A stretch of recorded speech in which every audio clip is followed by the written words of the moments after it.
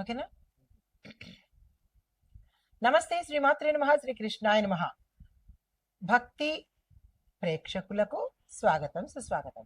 అయితే మనకి ఇన్నాళ్ళు మనము యోగాల గురించి చెప్పుకున్నాం కదా.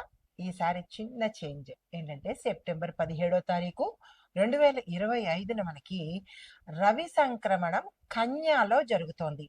అయితే ఇది ఎప్పుడు జరుగుతోంది అంటే కనుక ఈ నెల సెప్టెంబర్ నెలలో 17వ తారీఖు బుధవారం నాడు మనకి ఉదయం 6 గంటల 7 నిమిషాలకు రవి కన్యా రాశిలోకి సంక్రమణం చేస్తున్నాడు. సంక్రమణం అంటే ఏం కాదు, మారుతూ ఉంటాడనమాట. సూర్య భగవానుడు ఏ నెలకు ఆ నెల ఒక్కొక్క రాశిలోకి మారుతుంటాడు. అయితే ఈ పుణ్యకాలము మనకి ఉదయం 6 గంటల 7 నిమిషాల నుంచి మధ్యాహ్నం 12 గంటల 15 నిమిషముల వరకు ఉంటుందన్నమాట. అయితే ఈ సమయంలో మనం ఏం చేయాలి అంటే కనుక దానాలు, స్నానాలు, జపాలు, హోమాలు, పుణ్యకార్యాలు చేసుకుంటే కనుక విశేషమైన ఫలితాలు ఇస్తారు. అంటే మన సనాతన ధర్మంలో, మన హిందూ ధర్మంలో ప్రతి నెలకి మనకి భగవంతుడు ఏదో ఒక అవకాశాన్ని ఇస్తున్నాడు. మనుషులు పాపాలు పుట్టలుగా చేస్తూ ఉంటారు. కనీసం ఈ సమయంలోనైనా కొంత పుణ్యం చేసుకుంటే ఏ లవలేశమంతైనా, ఏ వెంట్రుక వాసంతైనా నేను కాపాడదాము అని భగవంతుడు అనుకుంటూ ఉంటాడట. వాళ్ళ పాపకర్మల నుంచి తగ్గించడం కోసము ఆయన ఎదురు చూస్తుంటాడు. మనం యథేచ్ఛగా పాపాలు చేసేసుకుంటూ ఉంటాం హాయిగా. కానీ అయ్యో నా బిడ్డలు పాపంతో కొట్టుమిట్టాడుతున్నారు, బాధలు పడతారు, కనీసం ఈ పుణ్య కార్యాల వల్లైనా, ఈ చిన్న చిన్న కార్యాల వల్లైనా వాళ్ళకి కొంతైనా నేను పుణ్యాన్ని ప్రసాదిద్దాము అని భగవంతుడు ఎదురు చూస్తుంటాడు. భక్తుడి కోసం చూడడం కాదు, భగవంతుడే భక్తుడి కోసం చూసే దాష్టీకం పట్టింది. అయితే అయినప్పటికీ మనం ఏం చేస్తామంటే పాపాలు నిరభ్యంతరంగా, నిశ్చలంగా, చక్కగా ఎంత హాయిగా చేస్తామంటే ఊపిరి వదిలితే ఎంత ఈజీగా వదులుతామో అంత పాపాలు చేసుకుంటా పోతుంటాము. అయితే అది వేరే సంగతి. కానీ ఎంత పాపాలు చేసిన వాళ్ళకైనా సరే కొంతైనా పుణ్యం చేసుకుంటే మంచి ఫలితాలు పొందుతారు.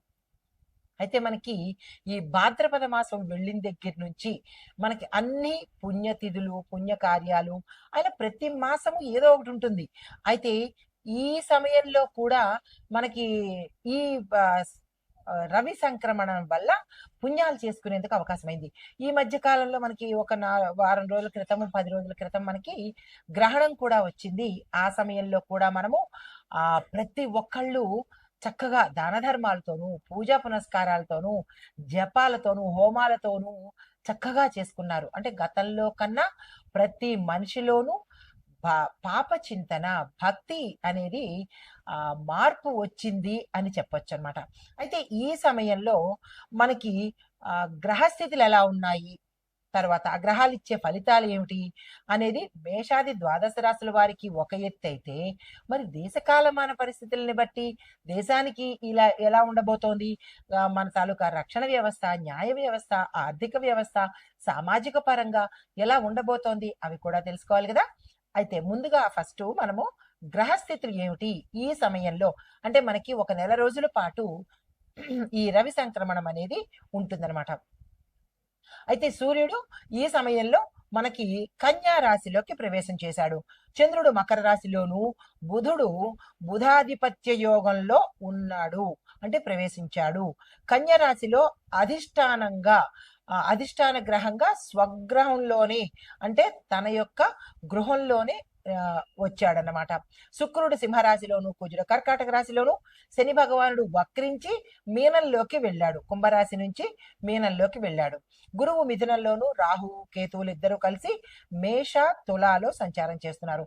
అయితే ఈ గ్రహ పరిస్థితులు మనకి సమాజంలోను, రాజకీయంగాను, వాతావరణ పరిస్థితుల్లోను, ఆర్థిక రంగాలు, రక్షణ, న్యాయ విభాగాలు, ఇలా ప్రతి ఒక్క అంశం మీద ఎలాంటి ప్రభావాన్ని చూపిస్తోంది అనేది మనం సవివరంగా మనుషుల గురించే కాదు దేశం గురించి కూడా తెలుసుకోవాలి కదా. అయితే దేశకాలమాన ఫలితాలు ఎలా ఉండబోతున్నాయంటే వాతావరణం మారుతుంది, వర్షాలు తగ్గుముఖం పట్టి శరదృతువు స్పష్టంగా కనిపించేటట్టుగా గోచరిస్తోంది. పంటల దిగుబడి కొంతవరకు ఊహించినంత రాకపోయినప్పటికీ అంటే రైతులు ఇంత శాతం అని ఊహించుకుంటారు, అంత శాతము రాకపోయినప్పటికీ కొంత మెరుగయ్యే అవకాశం కనబడుతోంది. వ్యవసాయంలో నీటి కొరత ఉండి రైతులు కొన్ని చోట్ల ఇబ్బంది పడే అవకాశం కూడా గోచరిస్తోంది. ఇది ఒక రకంగా వాతావరణ పరంగా.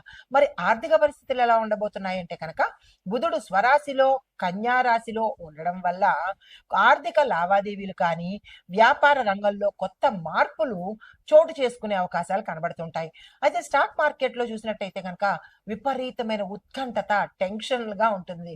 ఎందుకు అంటే ఆ ఫ్లక్చుయేషన్స్ ఎలా రేట్లు మారాయి, ఎలా ఉండబోతోంది, స్టాక్ మార్కెట్లో ఫ్లక్చుయేషన్స్ ఉన్నాయా, హెచ్చులు ఉన్నాయా, తగ్గులు ఉన్నాయా, ఇలాగా ఉత్కంఠభరితంగా ఉండబోతోంది. అయితే కొంత లాభాలు వచ్చేటట్టుగానే గోచరిస్తోంది. అయితే ఐటీ టెక్నాలజీ ఎగుమతులు అంటే ఎక్స్పోర్ట్ రంగంలో వేగవంతంగా అంటే ఫాస్ట్గా డెవలప్మెంట్ అనేది కూడా గోచరిస్తోంది. అయితే కానీ చమురు అనగా ఆయిల్, బంగారము ధరలు కూడా విపరీతంగా పెరిగేటట్టుగా గోచరిస్తోంది. నిన్న మొన్న చూసినట్టయితే గ్రాము 1368 రూపాయలకి వెళ్ళింది. అంటే ఓవరాల్గా చెప్తున్నాను, ప్రాంతాన్ని బట్టి కాదు. అంటే 1,30,000 పైచిలకే దాటిందనమాట. ఇంకా పెరిగే అవకాశం కూడా ఎక్కువగా కనబడుతోంది. సుమారుగా 2 లక్షలు కూడా టచ్ చేయవచ్చు అన్నట్టుగా గోచరిస్తోంది. అయితే న్యాయ రక్షణ విభాగం కనుక చూసినట్టయితే న్యాయస్థానాల తీర్పు దేశ రాజకీయాల మీద ప్రభావం ఎక్కువగా చూపిస్తుంది. దీంతో పాటు కొన్ని కీలకమైన కేసులు ఫలితాలు బయటకి వెల్లడించే అవకాశాలు కూడా గోచరిస్తున్నాయి. అయితే రక్షణ వ్యవహారాలు చూసినట్టయితే కనుక సైనిక శక్తి, వాళ్ళ యొక్క శక్తి ఎక్కువగా ఉంటుంది. సైనికుల్లో జోష్ ఎక్కువగా ఉంటుంది. దేశభక్తి మీద ఎక్కువగా వాళ్ళు కృషి చేస్తారు. అంటే వాళ్ళల్లో దేశభక్తి అనేది ఉప్పొంగుతూ ఉంటుందన్నమాట. కొత్త ఒప్పందాలు, అంతర్జాతీయ వ్యూహాత్మక నిర్ణయాలు కూడా తీసుకోవడం జరుగుతుంది. పొరుగు దేశాల సరిహద్దుల్లో కూడా మనకి కొంత ఉద్రిక్త వాతావరణం కూడా ఈ సంక్రమణ సమయంలో గోచరిస్తోంది. ఇక రాజకీయ పరిస్థితులు చూసినట్టయితే కనుక రాష్ట్ర రాజకీయాల్లో అంటే రాష్ట్ర పరంగా, జాతీయ పరంగా కొన్ని కీలకమైన మార్పులు కూడా చోటు చేసుకుంటున్నాయి. అయితే కొత్త మైత్రి కూటములు ఏర్పడము, కొన్ని పాత కూటములు చేంజ్ అయిపోవడం, లేదా అంటే విచ్ఛిన్నం అయిపోవడము, లేదంటే కనుమరుగైపోవడం కూడా జరిగే అవకాశాలు కనబడుతున్నాయి. మహిళా నాయకత్వము, యువ నాయకత్వంలో రాజకీయాలకు ప్రాధాన్యత పెరుగుతూ ఉంటుంది. అయితే అవినీతి వ్యతిరేక ఉద్యమాలు కూడా జరిగేందుకు సూచనలు కనబడుతున్నాయి. ఇక సామాజిక వాతావరణం చూసినట్టయితే సామాజిక వర్గాలలో వర్గ, కుల, మత విభేదాలు కూడా చెలరేగే అవకాశాలు, అవి ముదిరిపోయేందుకు కూడా సూచనలు కనబడుతున్నాయి.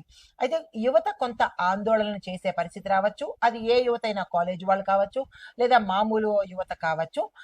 ఉద్రిక్తంగాను నినాదాలు చేయడం కానీ, ఆందోళన చేయడం కానీ జరిగేందుకు అవకాశాలు సూచనగా కనబడుతున్నాయి. విద్యా, టెక్నాలజీ, వైద్య రంగంలో కొత్త ఆవిష్కరణలు అంటే ఇన్నోవేషన్స్ ఎక్కువగా కనబడే అవకాశం కనబడుతోంది. అయితే ధార్మిక సంఘటనలు, భక్తి, ధర్మాన్ని పాటించడము, ఇలాంటి ధార్మిక సంబంధితమైనవి యాత్రలు ఎక్కువగా చేయడము, ప్రజలలో భక్తి భావన ఎక్కువగా అవ్వడము, ఇలాంటివి కూడా గోచరిస్తున్నాయి. అయితే ఇవన్నీ చూసినట్టయితే ఇవి దేశ కాలమాన ఆర్థిక, న్యాయ, వాతావరణ, వ్యవసాయక రంగాల గురించి. మరి ఈ యొక్క ఫలితాలు మరి మేషాది ద్వాదశ రాశుల వారికి ఎలా ఇవ్వబోతోంది, అసలు ఏ రాశుల వాళ్ళకి ఎట్లాంటి ఫలితాలు ఇస్తాయి అనేది మనం ఇప్పుడు చూద్దాం.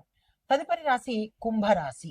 ఈ రాశి వారికి ఈ కన్యా రవి సంక్రమణ సమయంలో సూర్యుడు 8వ స్థానంలోకి వచ్చాడు. అలా రావడం వల్ల ఆరోగ్యము చాలా ఇబ్బంది పెడుతుంది.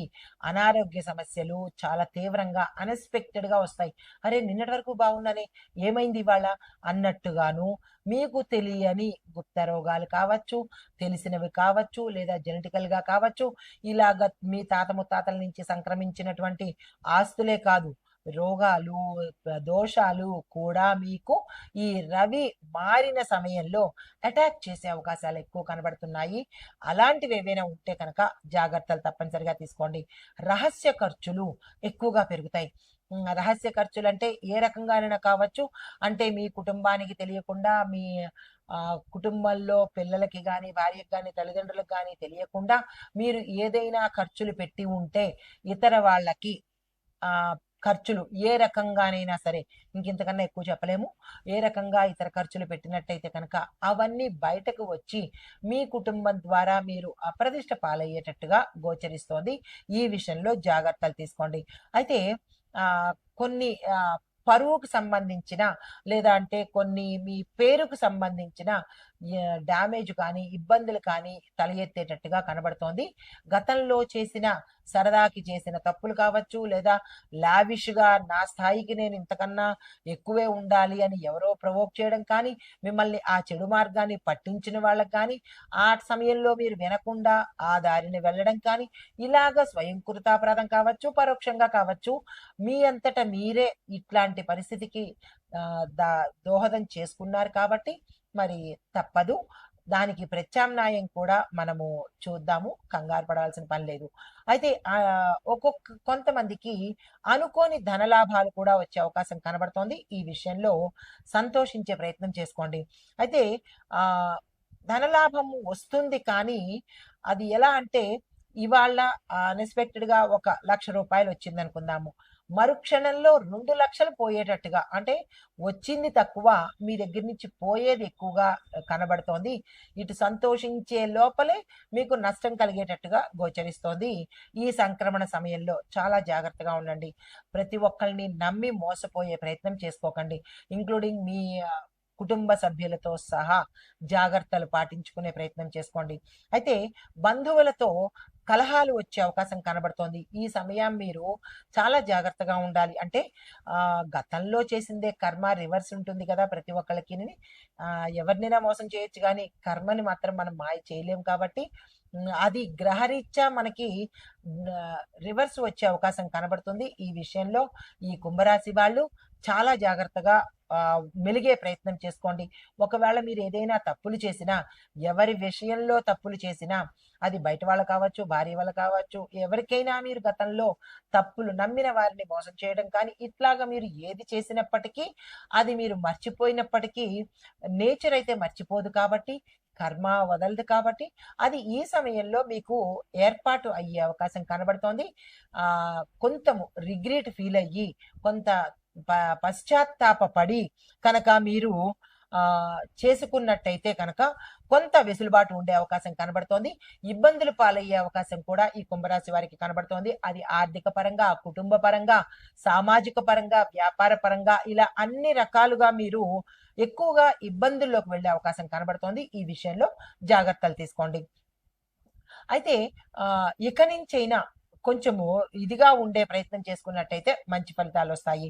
మీకు చెప్పదగిన పరిహారము, ఆదివారం రోజు ఉప్పు, నూనె, నల్ల బట్టలు ఏదైనా నవగ్రహ ఆలయంలో కనుక మీరు దానం ఇచ్చుకున్నట్టయితే కొంత మంచి ఫలితాలు పొందే అవకాశం కనబడుతోంది. ఈ సెప్టెంబర్ 17, 2025 మనకి కన్యా రవి సంక్రమణ జరుగుతోంది కదా. ఈ సమయంలో మనకి ఓవరాల్ గా ఎలా ఉండబోతోంది అంటే కనుక మిశ్రమ ఫలితాలు కొంతమందికి, మంచి ఫలితాలు కొంతమందికి కలిగేటట్టుగా గోచరిస్తోంది. అయితే సమాజానికి మాత్రము మిశ్రమ ఫలితాలే ఎక్కువ కనబడుతున్నాయి. అది ఒకటి, ఆర్థిక రంగంలో వృద్ధి, మార్పులు వస్తాయి. రాజకీయ రంగంలో చూసినట్టయితే కనుక అస్థిరత, కొత్త కూటాలు ఏర్పడతాయి. సామాజిక పరంగా చూసుకున్నట్టయితే కనుక ఆందోళనలు, టెక్నాలజీ అభివృద్ధి జరగడము ఒకే సమయంలో జరుగుతాయన్నమాట. అయితే దేశ రక్షణ, న్యాయ రంగము ఇలాంటి పరిస్థితి చూసినట్టయితే కనుక కఠినమైన నిర్ణయాలు తీసుకునే దిశగా మనకి ముందుకు, అంటే కఠినమైన నిర్ణయాలు తీసుకోవాల్సిన పరిస్థితి దేశంలో ఉండే అవకాశం కనబడుతోంది. ఇవి ఓవరాల్ గా మనకి ఈ సంక్రమణ సమయంలో ఇచ్చే పరిస్థితులు, ఫలితాలు అన్నమాట.